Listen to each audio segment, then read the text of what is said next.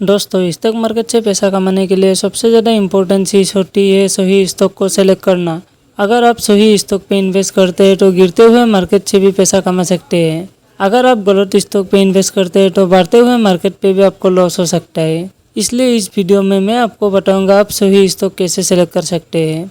Basically मैं आपको fundamental analyse करना सिखाऊंगा और मैं आपको प्रैक्टिकल लाइव स्टॉक सेलेक्ट करके भी दिखाऊंगा, तो इस वीडियो को पूरा ज़रूर देखिएगा।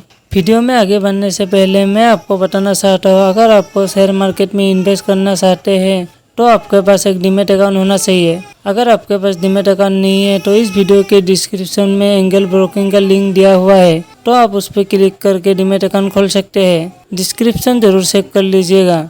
दोस्तों, स्टॉक को सेलेक्ट करते वक्त सबसे पहले जो चीज़ अपने को देखनी होती है वो होती है जिस स्टॉक को सेलेक्ट करने जा रहे हैं वो बिजनेस किस टाइप के करते हैं और उसमें ग्रो होने की कितने चांसेस है, क्योंकि आप उसी स्टॉक से पैसा कमा सकते हैं जिसका बिजनेस आगे चल के बढ़ सकता है। अगर आप किसी ऐसे स्टॉक पे इन्वेस्ट करते हैं जिसके फंडामेंटल बहुत अच्छे हो लेकिन ऐसा लग रहा हो ये बिजनेस आगे चल के बंद हो सकता है, कम हो सकता है, उस बिजनेस में आपको लॉस ही होगा। सबसे पहले आपको अपना कॉमन सेंस यूज करना है। इसका एक एग्जांपल दे देता हूँ। अगर आप आज के टाइम पे प्लास्टिक बनाने वाले कंपनी में पैसा इन्वेस्ट करेंगे तो पूरा वर्ल्ड में प्लास्टिक को बैन किया जा रहा है, उसका अल्टरनेट ढूंढा जा रहा है, तो ये बिजनेस आगे जाके कम होगा, ग्रो नहीं होगा, इसमें आप पैसे नहीं कमा सकते हैं। जबकि अगर आप ऐसे किसी कंपनी में इन्वेस्ट करते हैं जो कि आर्टिफिशियल इंटेलिजेंस के ऊपर काम कर रही है तो ये कंपनी आगे चल के ग्रो हो सकती है,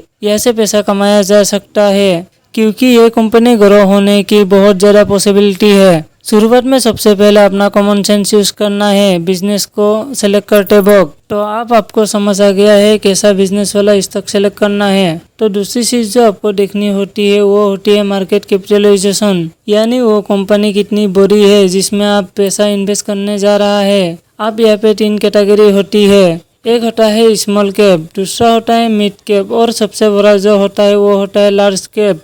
अब जो स्मॉल कैप कंपनी होती है यहाँ पे ग्रो होने की बहुत ज़्यादा चांसेस है। अगर कोई 1000 करोड़ की कंपनी है वो कल 10,000 करोड़ की और फ्यूचर में 1 लाख करोड़ की भी कंपनी बन सकती है, तो आपका पैसा 100 गुना भी होने की चांसेस होती है। लेकिन स्मॉल कैप्स कंपनी में रिस्क भी ज़्यादा होता है। अगर कोई 1000-2000 करोड़ की कंपनी है उसको कोई बुरा लॉस हो जाता है तो वो कंपनी बंद भी हो सकती है, तो आपका पैसा ज़्यादा रिस्क में होता है। क्योंकि ज़्यादा रिस्क होता है तो पैसा भी ज़्यादा होने की चांसेस होता है। और अगर आप लार्ज कैप्स स्टॉक में इन्वेस्ट करते हैं जिसके मार्केट कैपिटलाइजेशन 20,000 करोड़ से ज़्यादा है, यहाँ पे आपका पैसा कम रिस्क में होता है, क्योंकि अगर उस कंपनी के साथ कोई बुरी कुछ घटना हो भी जाती है तो भी वो खुद को दोबारा ग्रो कर सकती है। वहीं पे आपका जो पैसा है बहुत ज़्यादा रिटर्न नहीं दे पाएगा, 4-5 गुना हो सकता है, लेकिन आप सोचते हो वहाँ पे 100 गुना रिटर्न हो सकता है, ये होने के चांसेस बहुत कम होता है। ऐसे ही जो मिड कैप स्टॉक होता है उनमें स्मॉल कैप से थोड़ा कम रिस्क होता है और लार्ज कैप से थोड़ा ज़्यादा रिस्क होता है। और स्मॉल कैप से कम रिटर्न मिल सकता है और लार्ज कैप से थोड़ा ज़्यादा रिटर्न मिल सकता है। आप अपने बिजनेस का टाइप देख लिया है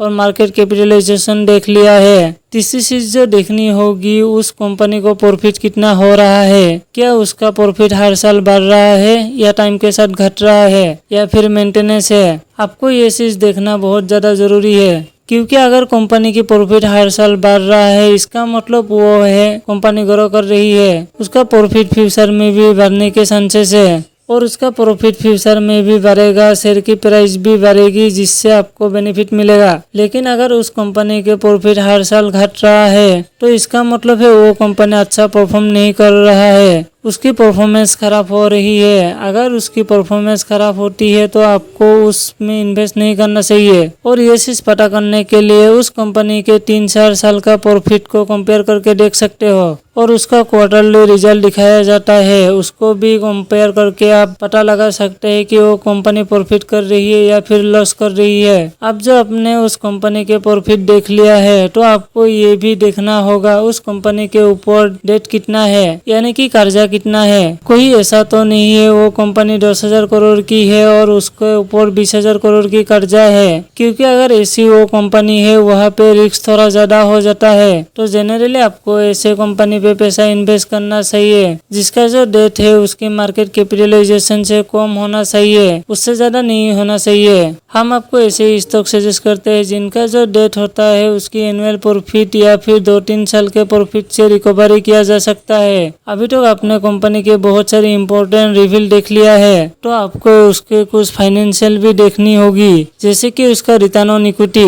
रिटर्न ऑन इक्विटी को आप उसकी सेक्टर की और भी कंपनी से कंपेयर करके देख सकते हैं। लेकिन अगर मैं आपको सिंपली बताऊं, अगर किसी कंपनी की रिटर्न ऑन इक्विटी 15 से ज्यादा है तो वो अच्छा समझा जाता है। ऐसे ही उसका बाद रिटर्न ऑन कैपिटल एम्प्लॉय देखना होगा। रिटर्न ऑन कैपिटल एम्प्लॉय 20 से ज्यादा होता है तो वो कंपनी अच्छा समझा जाता है। हो सकता है आपको बहुत ज्यादा डिफिकल्ट लगने लगा हो ये सारी डिटेल हजारों कंपनी के मैं कैसे सर्च करूं और कैसे किसी स्टॉक को ढूंढ के निकालूंगा। डोंट वरी, इस वीडियो के लास्ट में मैं आपको प्रैक्टिकली करके दिखाऊंगा, जिससे आप 5 मिनट में देखकर स्टॉक सेलेक्ट कर सकते हैं। अब नेक्स्ट जो डिटेल आपको देखनी होगी वो होता है फ्री कैश फ्लो, यानी कि उस कंपनी के पास एक्स्ट्रा पैसा कितना है जिसका वो यूज कर सकती है खुद को ग्रो करने के लिए, डिविडेंड देने के लिए और भी बहुत सारे कामों के लिए। तो जिस कंपनी को सिलेक्ट कर रहे हैं उसके पास फ्री कैश फ्लो होना चाहिए। अब जो नेक्स्ट चीज आपको देखनी होती है वो होती है प्रोमोटर्स की होल्डिंग।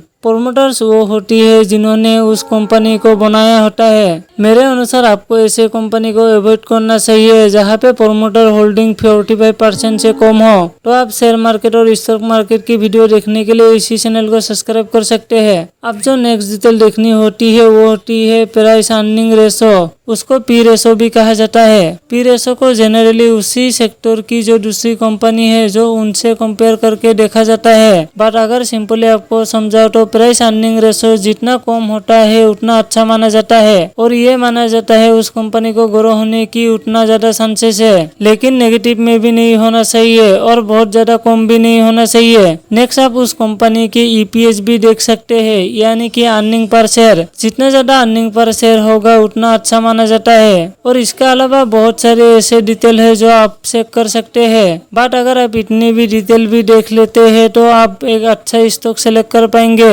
यहाँ पर एक और इम्पोर्टेंट चीज जो आपको देखनी चाहिए वो होती है न्यूज। अगर आप बेस्ट फंडामेंटल वाला स्टॉक भी सेलेक्ट कर लेते हैं और उससे रिलेटिव कोई खराब न्यूज आती है तो उस स्टॉक के प्राइस गिर सकते हैं। और अगर कोई खराब फंडामेंटल वाला स्टॉक भी सेलेक्ट कर लेते हैं, उससे रिलेटिव कोई अच्छी खबर आ जाती है तो उसकी प्राइस बढ़ सकती है। तो आपको न्यूज पर भी ध्यान देना होता है। तो दोस्तों अभी तक तो हमने थ्योरी समझा है, तो उसको प्रैक्टिकल भी देख लेते हैं। तो दोस्तों स्टॉक सेलेक्ट करने के लिए आपको सबसे पहले ticketep.in की वेबसाइट पे जाना होगा। यहाँ पर जाने के बाद जब आप थोड़ा सा नीचे मूव करेंगे तो यहाँ पर आपको स्टार्ट स्क्रीन का ऑप्शन मिलेगा। आपने इस ऑप्शन पे क्लिक कर देना है और यहाँ से फिल्टर लगा के अच्छा स्टॉक निकल सकता है। मैंने जो डिटेल बताया है उसी हिसाब से आप फिल्टर लगाने से ऐसे बहुत सारे फंडामेंट्स वाला स्टॉक निकल के आएगा और वहाँ पे आप इन्वेस्ट कर सकते हैं।